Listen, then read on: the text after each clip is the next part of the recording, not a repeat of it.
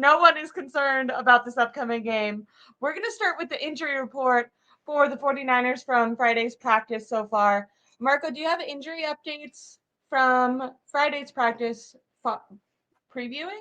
I Yeah, was going to so say following. Previewing for is Commanders.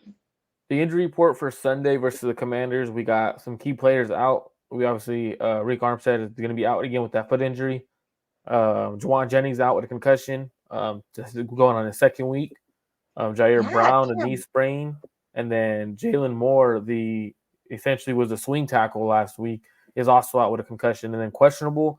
Uh, Aaron Banks with a toe, Avery Thomas with a hamstring, Demetrius Flanagan Fells has an illness, and so does Jordan Mason with an illness. So it looks like the Niners will be out with a couple of key players.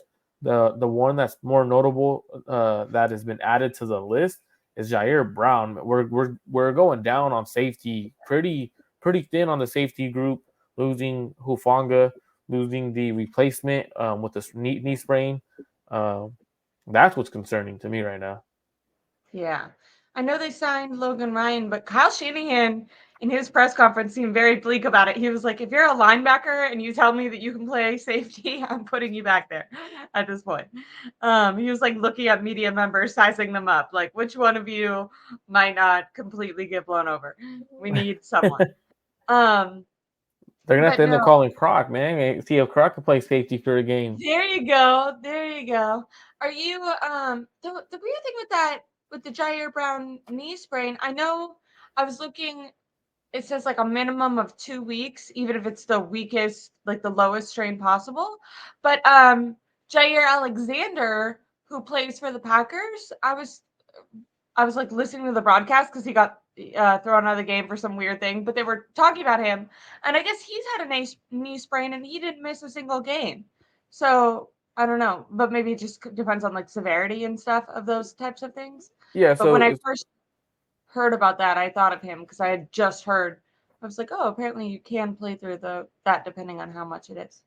depending on how severe the sprain is, you could play through. So if it's a grade, obviously 1, 2, some players could play through the pain. I mean, it's not recommended, especially with some support.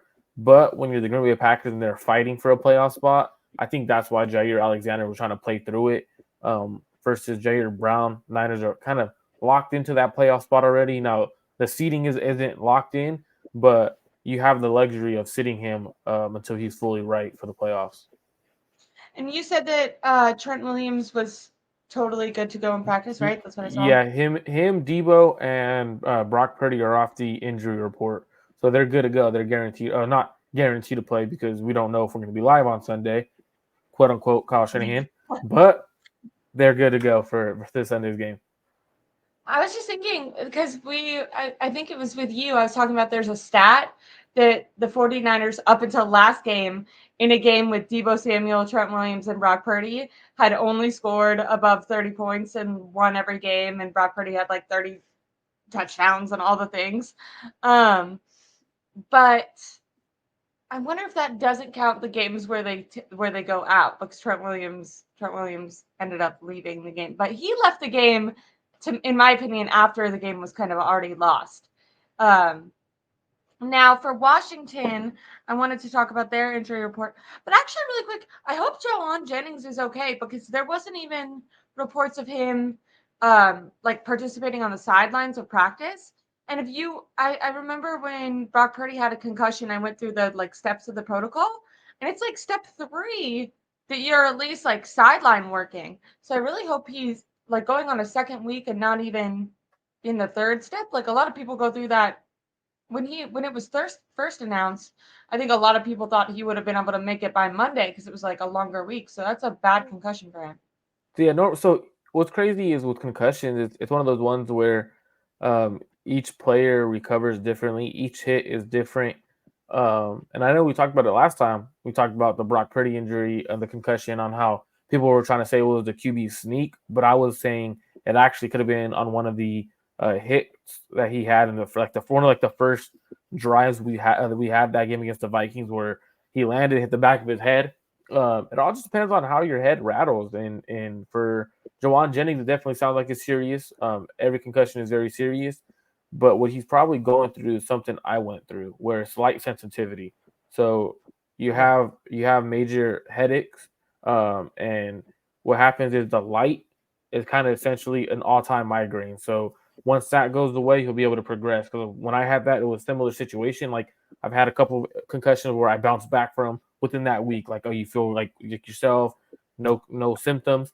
But he's probably dealing with a dose of the light sensitivity, and it's going to continue the headaches, which is you cannot get out of that step until your headache starts going away. So hopefully he's back for the following week. If not, luckily we have some playoff times to get him right. Yeah, that's scary. I've knock on so much wood. I have a friend who like really struggles with migraines and stuff. I've only had one concussion in my whole life, and I don't know how. I so much respect to football players and the fact that people are like, oh, just a concussion, just have to go through the protocol because that shit was terrible. I like Hmm. couldn't people like I couldn't hear them talk. Like it was I have a gym that I used to go to, and it was I'm not kidding, I think 2.5 weeks later, and I felt generally better like in my daily life. And the gym like plays really loud music. And I literally had to go to a different gym. Like I like switched gyms because it was so like the light was so bright and the music was so loud that my head I would be like crazy. I have so much respect for the guys who go all the way through that. Now, did you say an update for Aaron Banks's toe? Is he questionable or is he good to go? Yeah, he's questionable, so it kind of sounds like he'll play through it. I know Kyle Shanahan mentioned that it was less severe Yes. than the first one, which was I believe turf toe. So hopefully he's able to play. If not, we're going to be playing probably John Feliciano at left guard, Burford at right guard, and then McKivitz at right tackle.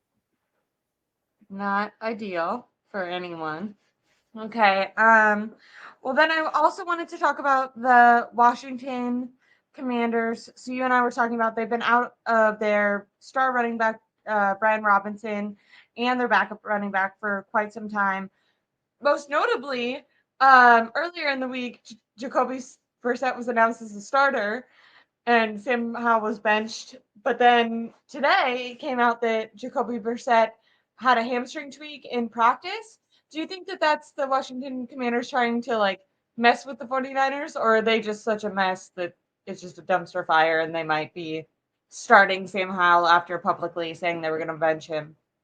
So you remember the no Bijan Robinson incident that happened in Atlanta, where they didn't report he was sick, and then now they recently been fined and Yeah.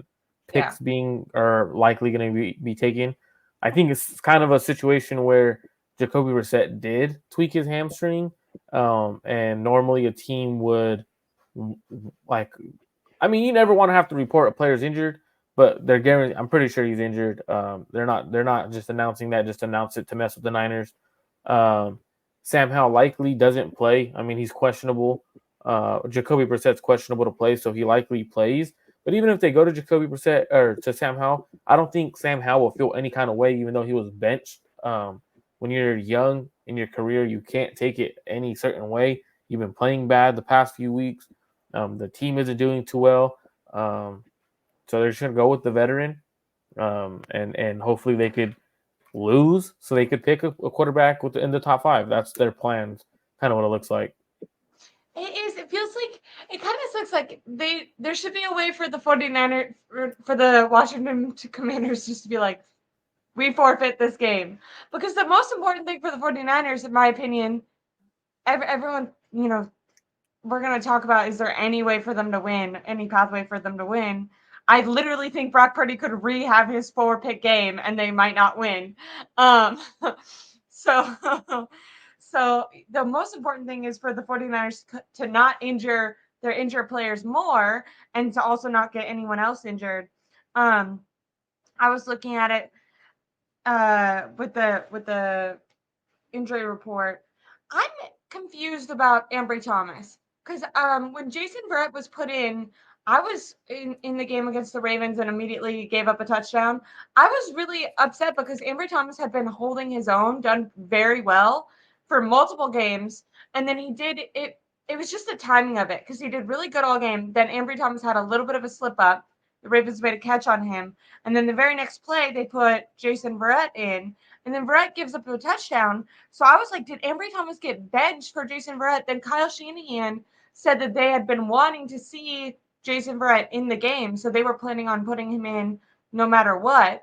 But then like I had asked about it, and then people said, oh no, he was injured and now he's questionable with a knee. So was Ambry Thomas benched for Jason Verrett, or does he just have a knee issue and he was?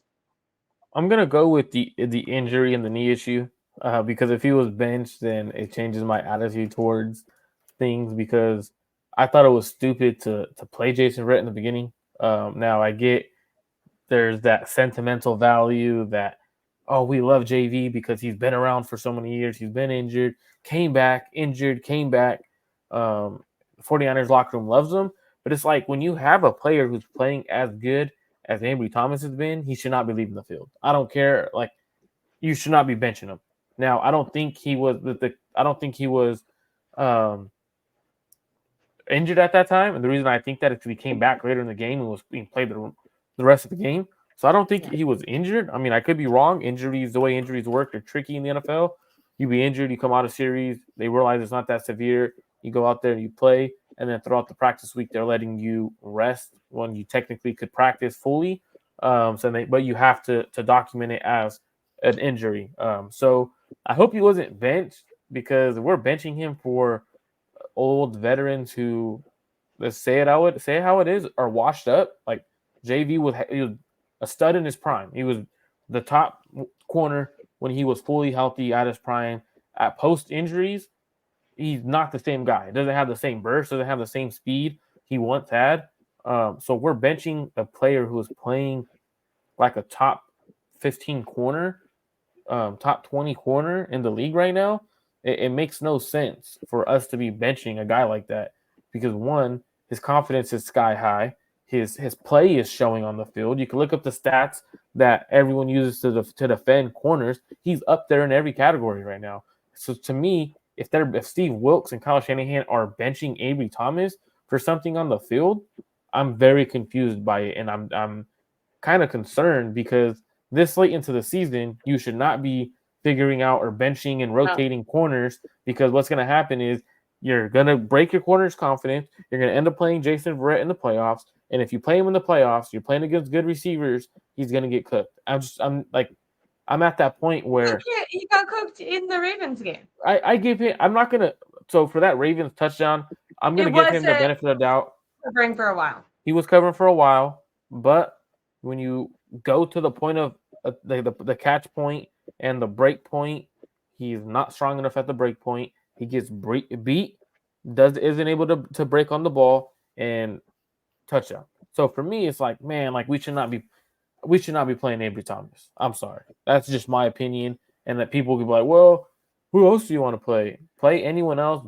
but Jason Verrett. Like, we have other guys on the roster that could play corner.